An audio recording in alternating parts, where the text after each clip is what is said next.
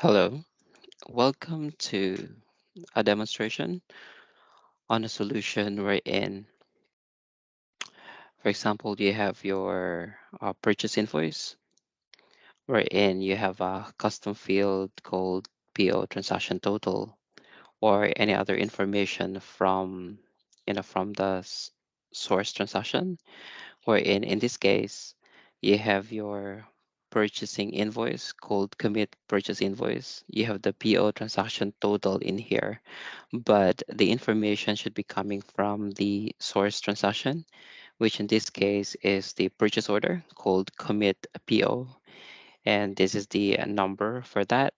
So ultimately, when you open up the purchase order, the transaction total should be flowing across to the related or converted purchase invoice. For reference purposes, maybe it will be used for um, like printing the transaction, wherein you have a quick reference to the original purchase order transaction total. All right. So what you can do in that case is that firstly, you can create a custom field. So ensure that the custom field is visible across to the related transaction definitions. So in this case, it's originating from the purchase order called commit PO, and that field is also available in purchase invoice called the commit PO, uh, commit PINV rather. So you can see in here that the custom field is applied for both transaction definition. All right. So just typical stuff in there. So it's a currency field of length 7. So it depends on how you would like to define it. But this is just the way I have it in this demo instance, basically.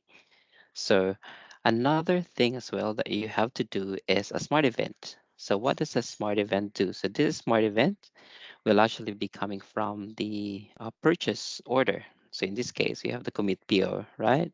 So what it does is that it validates first. So if we open up, let's say, a purchase order, which is the commit PO here. So what happens is that the transaction total will be copied across already to the PO transaction total even from the purchase order itself. So that's why when this is converted, then it will just be automatically be showing to the purchase invoice in that case. That's why we have this smart event, which is actually defined on the purchase order, not on purchase invoice, but on purchase order. All right. So it's showing up in here as a commit PO.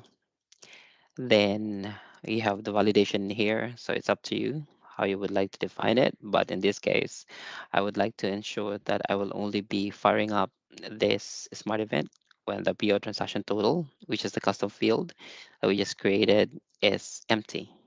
All right. So what it simply does is that, let me just change this to um, an edit mode. So it will be easier there.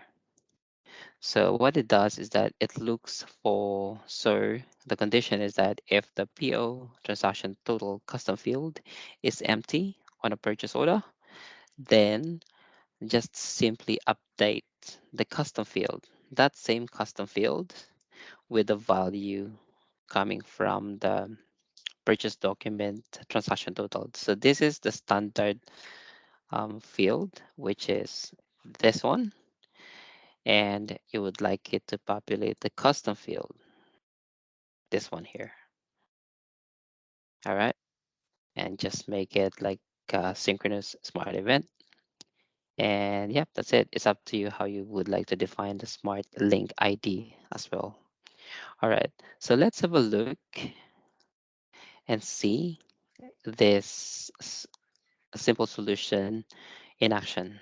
So let me start from scratch there. So I have here, we define it as a commit PO, which is the source transaction definition.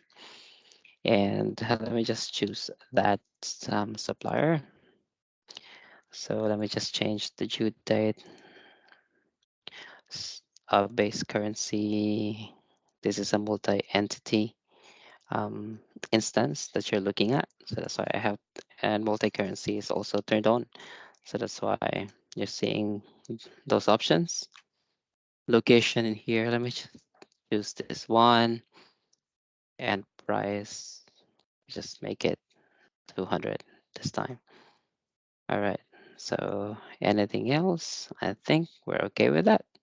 So it's up to you how you would like to define as well the custom field. So I just actually showed it. So it will be,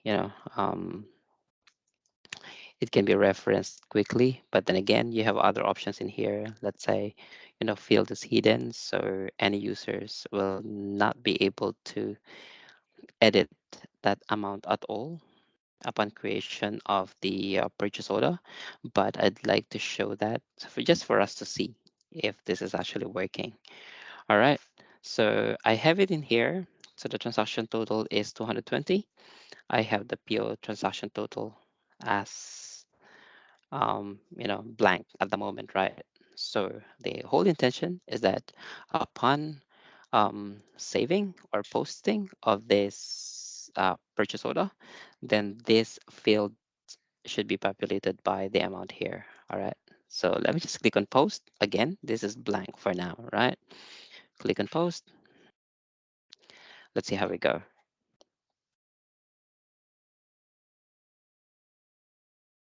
Looks like it's doing something.